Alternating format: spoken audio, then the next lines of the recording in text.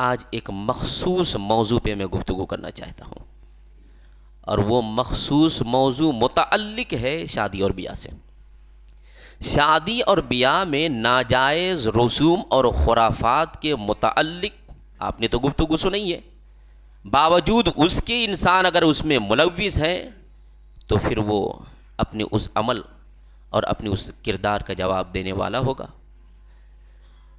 لیکن میری گفتگو آج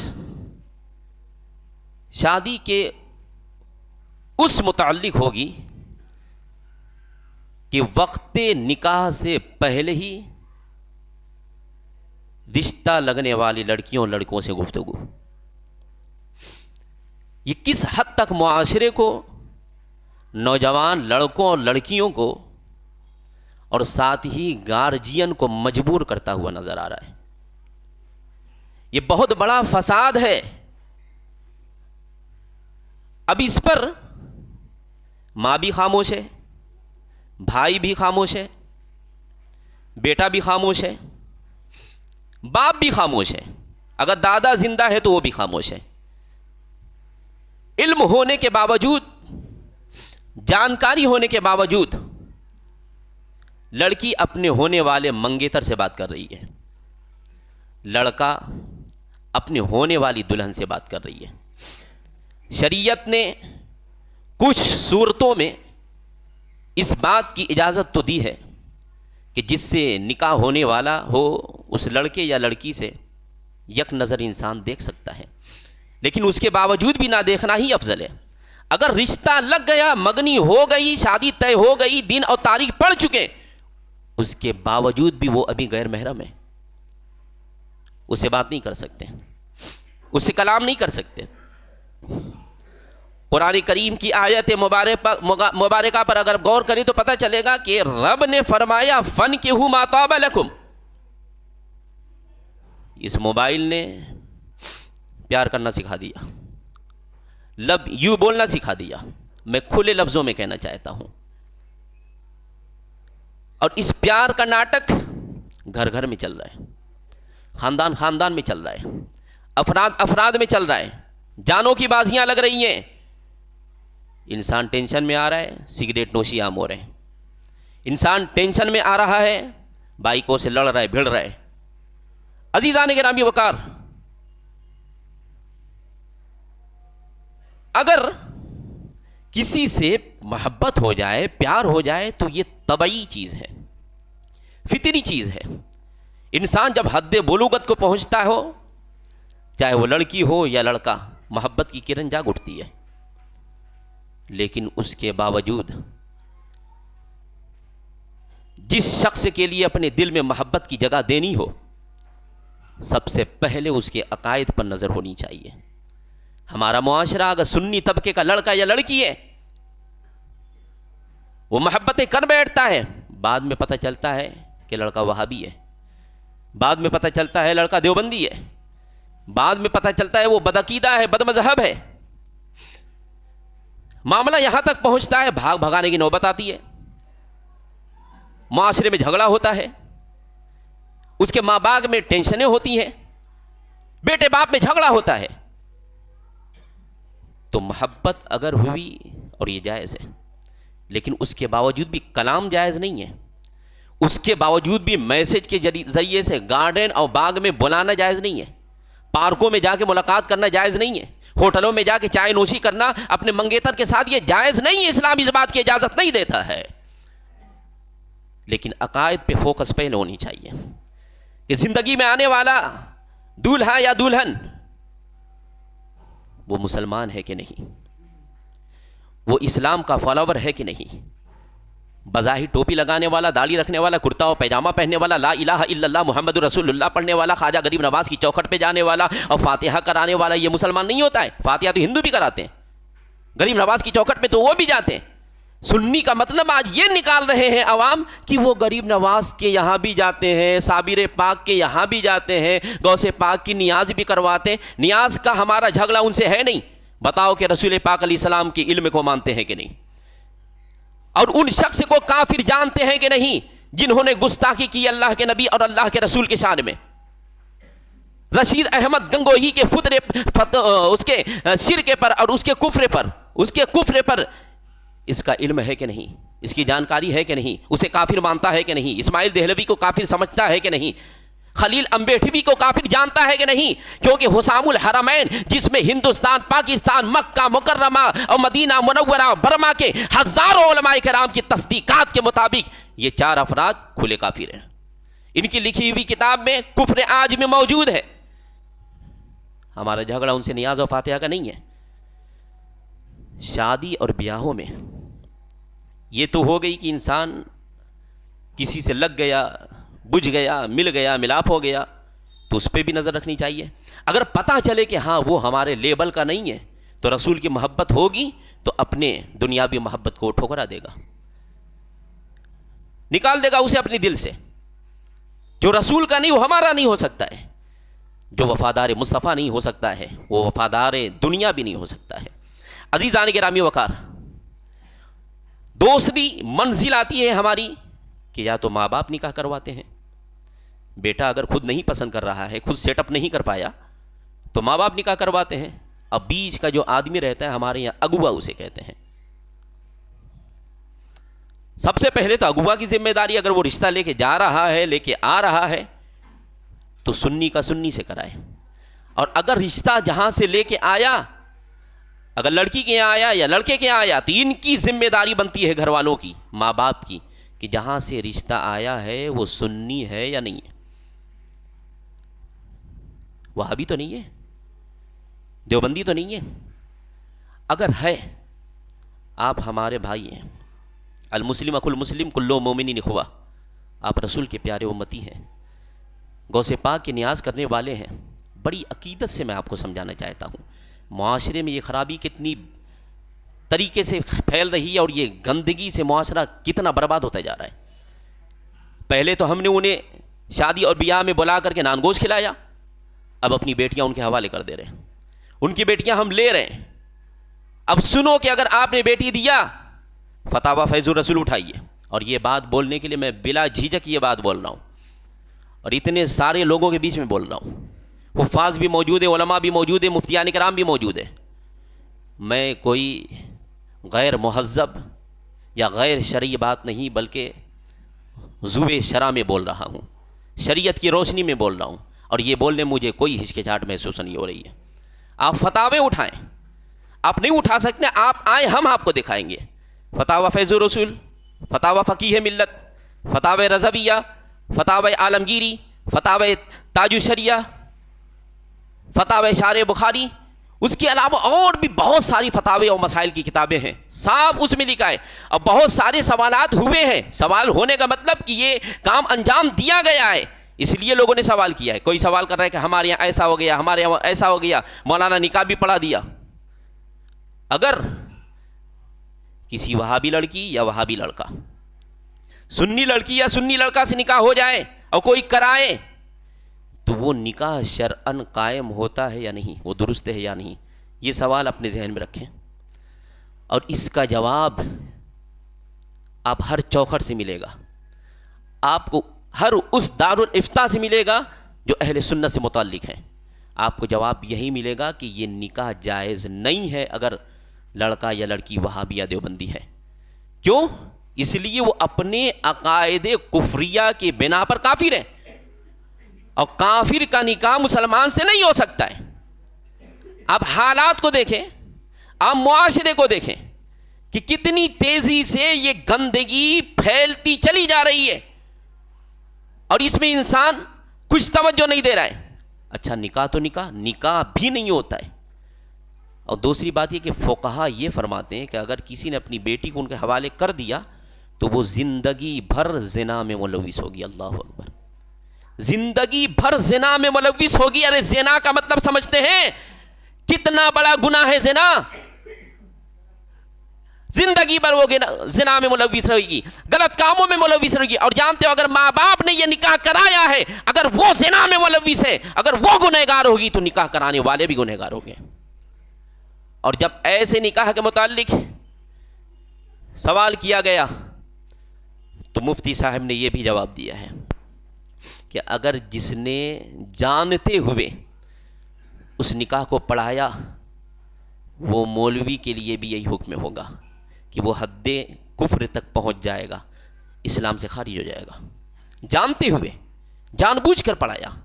اور اسی طریقے سے جانتے ہوئے جتنے حاضرین ہیں اس میں شرکت کیے، چاہے وہ گواہ ہو یا نکاح میں موجود ہو، شادی بیاہ کے کسی بھی جگہ پہ وہ ہو، اگر انہیں پتہ ہے کہ نکاح یہ سنی اور وہابی کے بیچ میں ہو رہا ہے تو ہر شریک کے لیے وہی حکم لگے گا جو ان دونوں کے لیے لگے گا۔ سب پر توبہ لازم ہوگا، سب کو پھر سے نکاح کرنا پڑے گا، سب کو پھر سے بیعت کرنی پڑے گی۔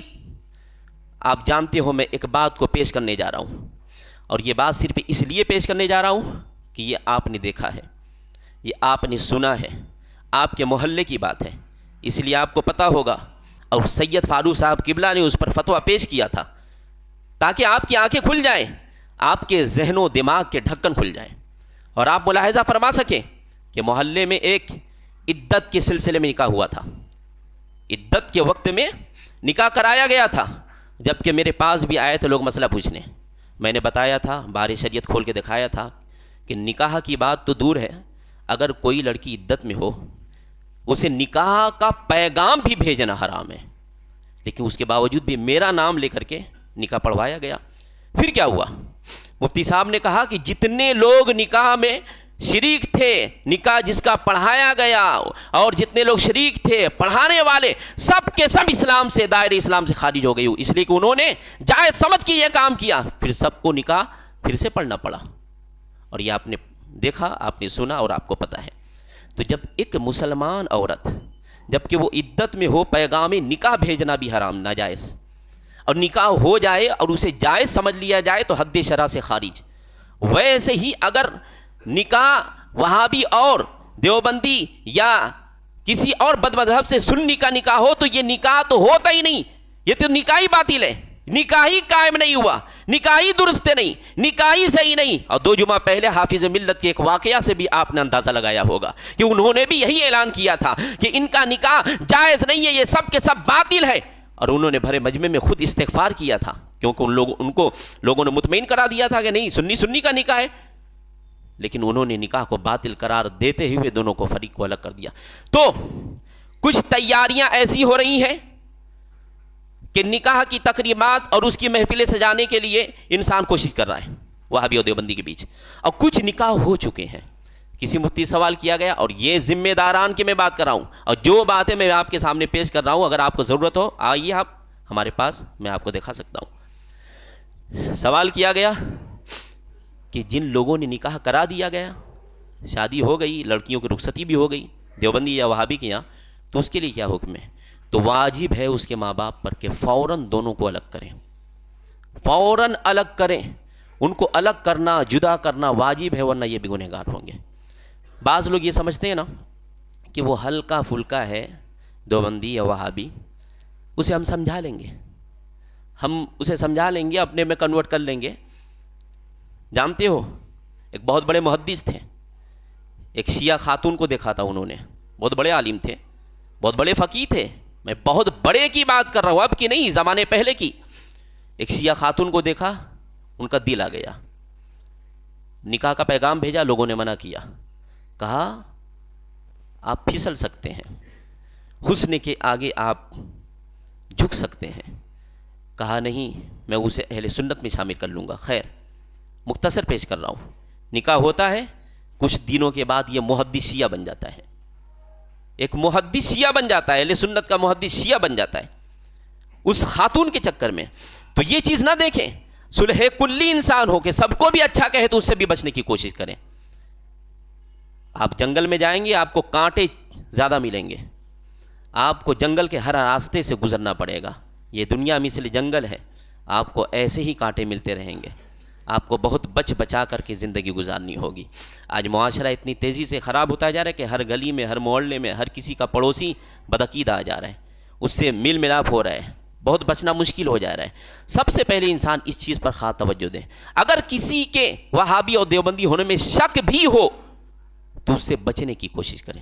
نہیں پتہ ہے، آپ کے محلے کا نہیں ہے تو آپ کو نہیں پتہ ہے، کہیں اور ہے، اگر شک ہو تو اس سے بھی بچنے کی کوشش کریں. جب تک یقینی علم نہ ہو کہ ہاں یہ سنی ہے تب تک نکاح انسان نہیں کر سکتا ہے. اور جو کافر ہے اس کے کفر میں شک کرنا یہ بھی کفر ہے. من شک فی کفر ہی فقط کفر.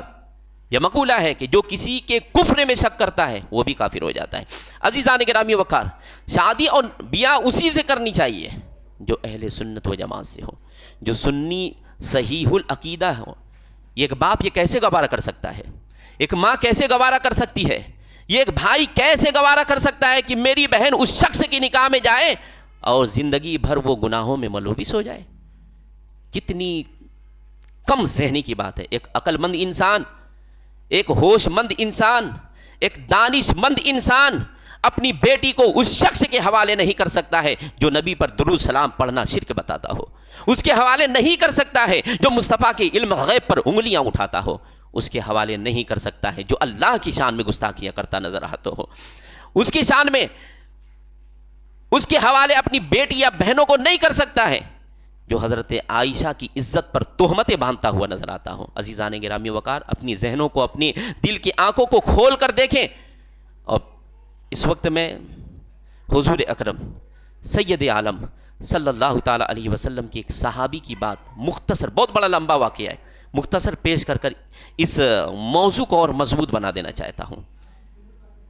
نبی پاک علیہ الصلوۃ والتسلیم کے پاس ایک صحابی آئے جن کا نام تھا جلیبیب، اور کچھ روایت میں انہیں خبیب بھی کہا گیا ہے. بخاری کے الفاظ میں جلیبیب ہے. حضرت جلیبیب جن کے خاندان بہت اونچے نہ تھے، جن کے پاس مال و دولت بھی نہ تھے، جن کے پاس زمین و جائیداد بھی نہ تھے، اور جن کی صورت بھی بظاہر اچھی نہ تھی. نبی پاک صلی اللہ علیہ وسلم نے فرمایا تم نکاح نہیں کرو گے؟ تو انہوں نے فرمایا کہ مجھے کون پسند کرے گی، مجھ سے کون نکاح کرے گی؟ میرے پاس تو کچھ ہے نہیں، میرے پاس تو مال و دولت بھی نہیں ہے، میرے پاس تو حسن و جمال بھی نہیں ہے، میرے پاس تو گھر اور جائیداد بھی نہیں ہے، اور یہی دیکھ کے لوگ نکاح کرتے ہیں. میرے نبی صلی اللہ علیہ وسلم نے ارشاد فرمایا کہ نکاح 4 چیزوں کی وجہ سے کیا جاتا ہے، یعنی 4 چیزیں دیکھی جاتی ہیں نکاح میں. ان چاروں میں سے کسی ایک کی بنا پر لوگ نکاح کرتے ہیں. حسن و جمال، مال و منال. یا تو انسان حسن دیکھ کے نکاح کرتا ہے، یا تو اس کے مال کو دیکھ کے نکاح کرتا ہے، یا حسب و نسب یعنی اس کے نسل کو دیکھ کر کے نکاح کرتا ہے. پھر نبی نے چوتھی مرتبہ فرمایا یا تو تقوی اور دینداری کی بنا پہ نکاح کرتا ہے، اور یہی سب سے بہتر ہے.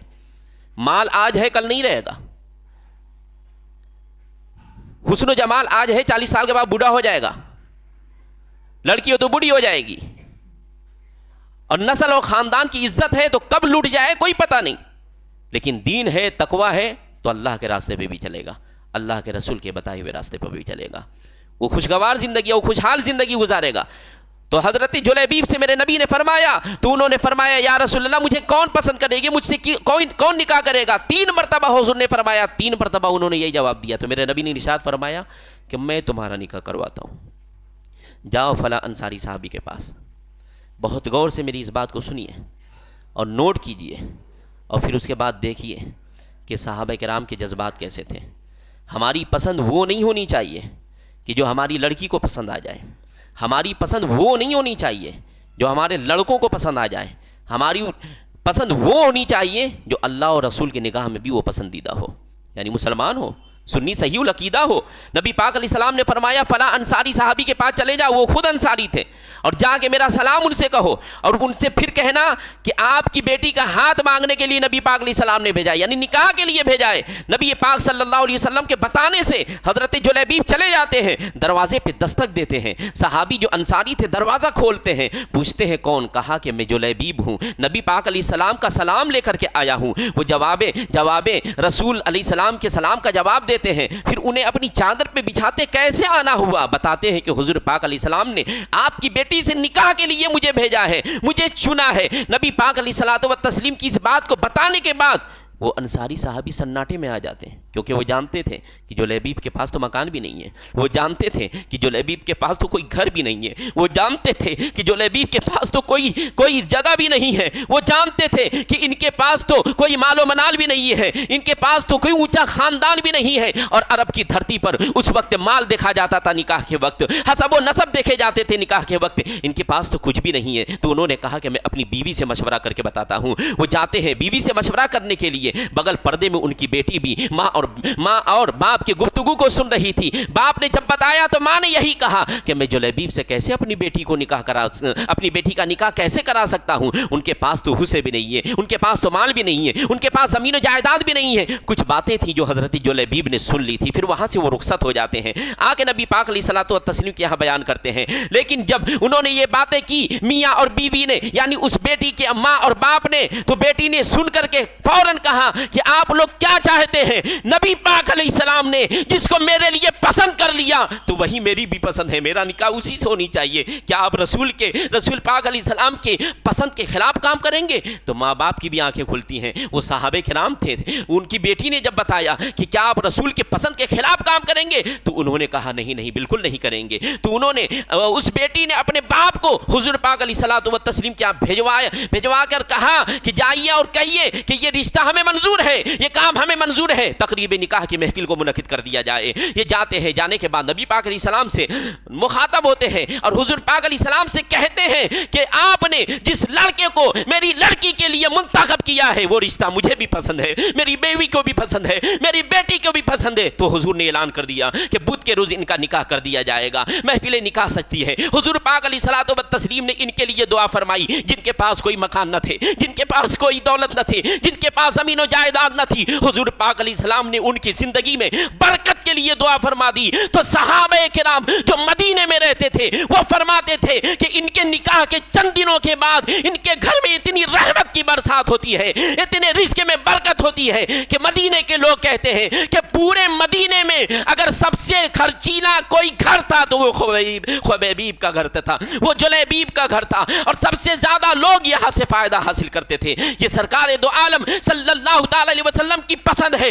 آج ہمارا وہ معاشرہ صرف مال کو دیکھ رہا ہے، صرف دولت کو دیکھ رہا ہے، صرف زمین و جائیداد کو دیکھ رہا ہے۔ تقوی کو پیچھے ہم نے چھوڑ دیا ہے، دینداری کو پیچھے ہم نے چھوڑ دیا ہے۔ اپنے دل کی تختی سے پوچھو، اپنے دل کی آواز کو سن لو، اپنے ضمیر کی آواز کو سن لو، ذرا آپ سنو اور سمجھو کہ ہماری یہ سوچیں اور ہماری یہ فکریں کتنی مزمل چلی جا رہی ہے اور کتنے بربادی کے دہلیز پر یہ سوچیں اترتی چلی جا رہی ہیں۔ یہ دنیا 4 دن کی ہے، آپ رہیں گے، زندگی گزاریں گے، چل بسیں گے، لیکن کیا آپ کو جواب نہیں دینا ہے؟ ایک ایک عمل کا جواب دینا ہوگا، ایک ایک حساب کا جواب دینا ہوگا۔ اب میں سب سے آخری اور سب سے پوائنٹ کی باتیں آپ کے سامنے پیش کرنا چاہتا ہوں۔ ہمارے مسجد میں جتنے بھی بزرگ حضرات بیٹھے ہیں، جتنے ذمہ داران حضرات بیٹھے ہیں، ان سب کو ادب و احترام کے ساتھ ایک باتیں بہت ہی ادب کے دائرے میں گزارش کرنا چاہتا ہوں کہ جو نکاح وہابی اور دیوبندی کے درمیان ہو اور آپ کو پتہ ہو، تو جس طریقے سے اس مسئلے کے تحت آپ نے سنا کہ ایسے نکاح میں شریک ہونے والا ہر فرد پر توبہ لازم ہے، جانتے ہوئے، اور جانتا ہو تو پھر نکاح بھی لازم ہو جائے گا، پھر سے نکاح دہرانا پڑے گا، تجدید ایمان بھی کرے گا، تجدید بیعت بھی کرے گا۔ تو اہم بات یہ ہے کہ جتنے بھی نکاح ہوں محلے میں اور جتنے ہمارے بزرگ اور بڑے افراد ہیں، کہاں سے بارات آ رہی ہے اور کہاں بارات جا رہی ہے، یہ جانکاری آپ کو ہونی چاہیے۔ یعنی سنی کے یہاں سے آ رہی ہے، سنی کے یہاں سے جا رہی ہے کہ نہیں، اور اگر نہیں جا رہی ہے اور نہیں آ رہی ہے یا کچھ اس میں پیچ و خم کا 3-5 والا معاملہ ہے تو آپ کو دستبردار ہونا پڑے گا، کیونکہ آپ بھی ذمہ دار ہیں۔ دستبرداری کا مطلب یہ کہ پن بجھی کے معاملات سے آپ کو بری ذمہ ہونا پڑے گا۔ اور یہ میں اپنا مشورہ نہیں پیش کر رہا ہوں، یہ باتیں شریعت کی ہیں کہ ایسی محفلوں میں جانے سے بھی انسان کو پرہیز کرنا چاہیے۔ اور اگر جانتے ہوئے تاریخ کے پروگرام میں، پن بجھی کے پروگرام میں اور پان وغیرہ کے پروگرام میں جو بھی ہوتے ہیں، یا مگنی کے پروگرام میں انسان اگر شرکت کر رہا ہے تو جتنے ذمہ دار ماں باپ ہوں گے اتنے ہی ذمہ دار یہ بڑے افراد بھی ہوں گے۔ تو بڑے ہی ادب و احترام کے ساتھ، اور صرف یہی نہیں ہوں گے، اگر نکاح پڑھانے والا مولوی میں بھی رہوں گا تو میں بھی اس کا ذمہ دار ہوں گا، لیکن میری عادت ہے کہ میں جب بھی نکاح پڑھاتا ہوں سب سے پہلے میں تحقیق کر لیتا ہوں اس کی، تب نکاح پڑھاتا ہوں۔ عزیزان گرامی وقار، ہاں اگر تحقیق دلانے والا اس میں گھپلا کرتا ہے تو یہ غلطی اس کی ہوتی ہے۔ حضرات محترم، تو اگر ہمارے بڑے افراد نے یہ کام انجام دینے سے پہلے یہ ذہن بنا لیا، اور بنانا پڑے گا، سرکار غوث اعظم کا فیض لینا پڑے گا، سرکار مجاہد ملت کے کردار کو اپنانا پڑے گا، اور ان کے فیض سے ان کاموں کو انجام دینا پڑے گا، تو معاشرے میں خوشبو اچھی پھیلنا شروع ہو جائے گی۔ ایک انسان ایسے نکاح کی تقریب کو منعقد کرنے سے پہلے 100 بار سوچے گا کہ ہمارے بوڑھے، ہمارے بڑے، ہمارے بزرگ ہم سے کیا کہیں گے، ہم سے سوال کریں گے تو ہم کیا انہیں جواب دیں گے۔ تو یہ مزاج بنائیں، آپ میٹنگ بنائیں، آپس میں مشورہ کریں، آپس میں بات چیت کریں کہ اس چیز پر ہمیں پابندیاں لگانی ہیں، کیونکہ ایک نکاح میں وہابی آ کے کھا لے وہ الگ بات ہے، جائز نہیں ہے، وہ بھی حرام ہے، لیکن وہابی سے نکاح ہو جائے یہ تو بہت غلط بات ہے، دیوبندی سے نکاح ہو جائے یہ تو بہت غلط بات ہے۔ ہم بھی ذمہ دار اس کے ہیں۔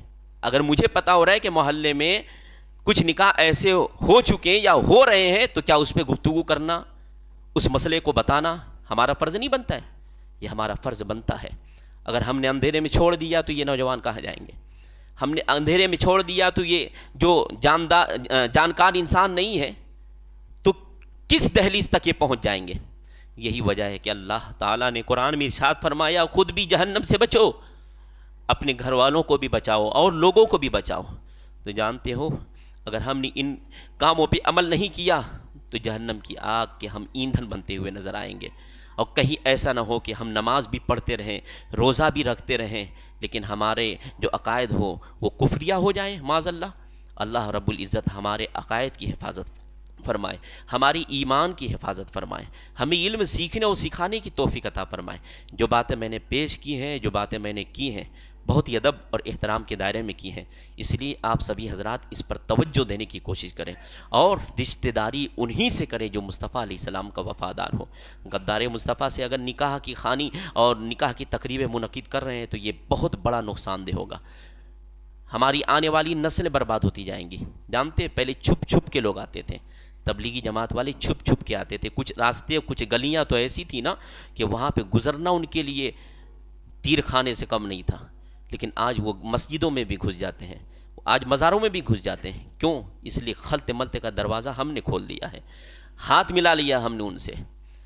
اور جب کہ نبی پاک علیہ السلام نے حدیث کے متفرق جگہوں میں یہ ارشاد فرمائے کہ ان سے کلام نہ کرو، ان کے پاس نہ بیٹھو، ان کے ساتھ نہ کھاؤ، ان سے مناکحت نہ کرو، ان کے جنازے میں نہ جاؤ۔ جنازے کی بات آئی تو مجھے یاد آیا، بہت سارے لوگ وہابی اور دیوبندی کے جنازے میں شرکت کر چکے ہیں اور یہ کہتے ہیں کہ میں نے جنازہ نہیں پڑھا ہے، میں نے جنازہ نہیں، صرف میں نے مٹی دی ہے۔ تم مٹی دینا کہاں سے حلال ہو گیا؟ اگر کسی نے جائز سمجھ کر کے ان کے جنازے کو پڑھا ہے، فتاویٰ اٹھائے۔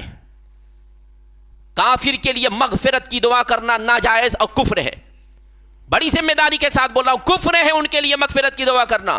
اور جنازے میں جاتا ہے انسان تو کیا پڑھتا ہے؟ اللہم اغفر لی، اس کے لیے اللہم اغفر لی حینا، اس طرح پڑھتا ہے دعا کہ اللہ ہمارے زندوں کو بھی بخش دے، ہمارے مردوں کو بھی بخش دے، بخشش کی دعا اس میں ہوتی ہے۔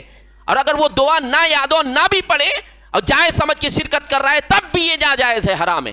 اور اگر کچھ نہیں کیا، کچھ کہتے کہ ہم نے کچھ کیا نہیں ہے، صرف گئے تھے جنازے میں، نہیں تھے، پاس پاس کھڑے تھے، جنازہ نہیں پڑھے، مٹی میں گئے، ہلکا سا مٹی ڈال دیے اور یہ ڈال کے کہ جا تو جہنم میں جا، لو یہ کیا طریقہ ہے؟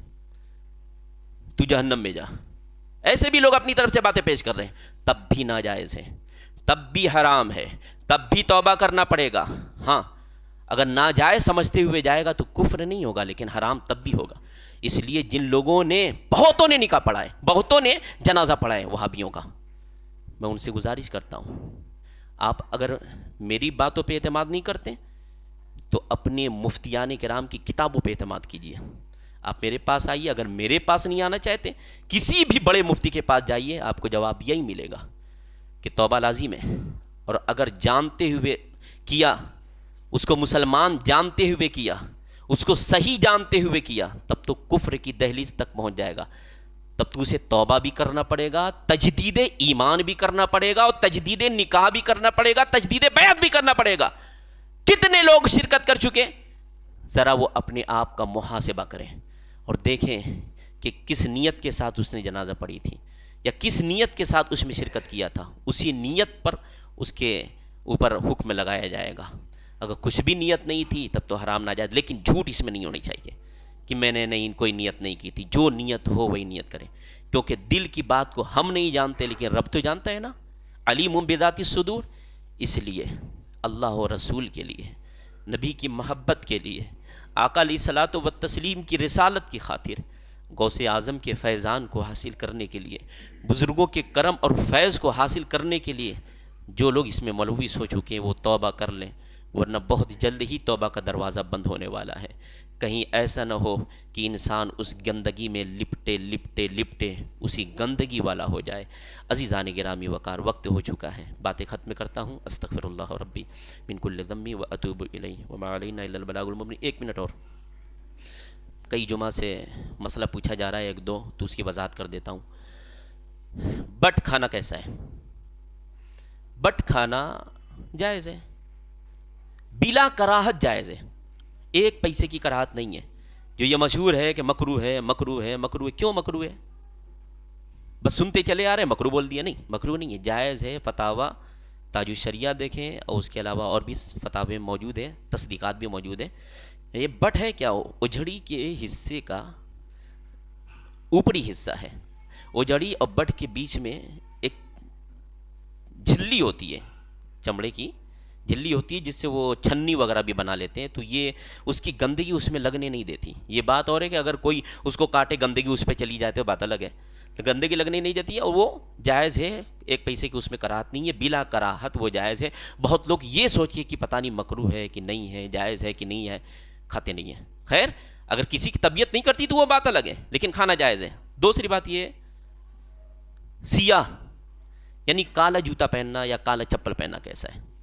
تو کالا جوتا اور کالا چپل پہننا ناپسندیدہ ہے، حدیث شریف میں ہے، اور بزرگوں نے فرمایا ہے کہ جو کالا جوتا اور چپل پہنے گا تو اسے فکر لاحق ہو جائے گی، فکری بیماری ہو جائے گی، یعنی ٹینشن فکر میں مبتلا ہو جائے گا۔ تو کون سا جوتا اور کیسا جوتا پہننا زیادہ اچھا ہے؟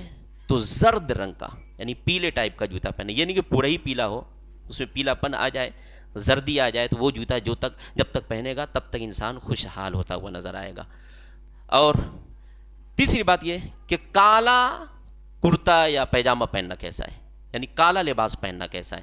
تو کالا لباس پہننا محرم کے مہینے کے علاوہ جائز ہے۔ محرم میں صرف اس لیے منع کیا تاکہ شیعوں کی مشابہت سے انسان بچ جائے۔ صلی اللہ علیہ محمد صلی اللہ علیہ وسلم۔ استغفر اللہ۔